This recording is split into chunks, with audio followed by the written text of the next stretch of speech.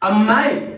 Chi. Mai sijati. Chi kone Mulungu. Pakauya muyenzi pano. I'm telling you. Hakuna munhu anotaura muyenzi. Zvini zvani makazvitaura here kungotanga kwegore ko uchiti hapana munhu anotaura muyenzi pano. Kundoita nharudze kuti chiko nai Mulungu. Anobasa nemunhu why I'm drinking officer. I'm DDO, daring drinking officer. Taura sara wangu. Nomuziva zvero. Whatever you are, I want to drink you. I'm DDO, daring drinking officer. Kabumi. Babanga, mungana miru. Iwe wakishi. Kazana musoro mfoja. Fana yo.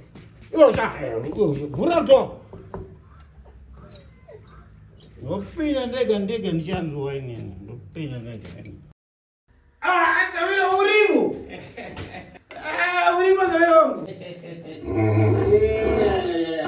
Amayo ndikutenda zvokuru. Unoura kutera. Odoro sawira. Menzanda gara pasi. Doro. Wangu. Koinda. Chichikuneza mabongo. Ndanoka jo amusi kupindura wani. Chichikuitika na nayo. Asawira. Mutemo wababa wepano kutanga January kutanga musi wa 1 hapana munhu anotaura nemuyenzi asi tabuda kunzwa kuti kwasa kutaura. Zvakawanda hatiri tati ngatibude chete panze mutemo wababa ndiwo unotonga munomumba. Sawira ndakupa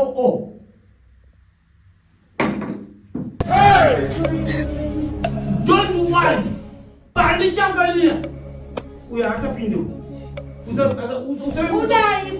Enda mani. Utaura panze kuti mulumba. Bani changa sawira ka.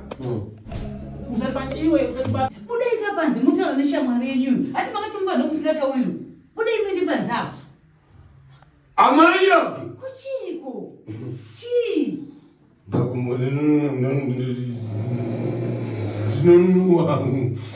Ishamwari yenyu isi shamwari yangu kai. Api. Ndiye wenyu. Mayo. Muda ndiche sei? Let me see. Ende munomoneko. Mpedzane ikoko. Iwe. So ububodera mukazaita sei? Iwewe.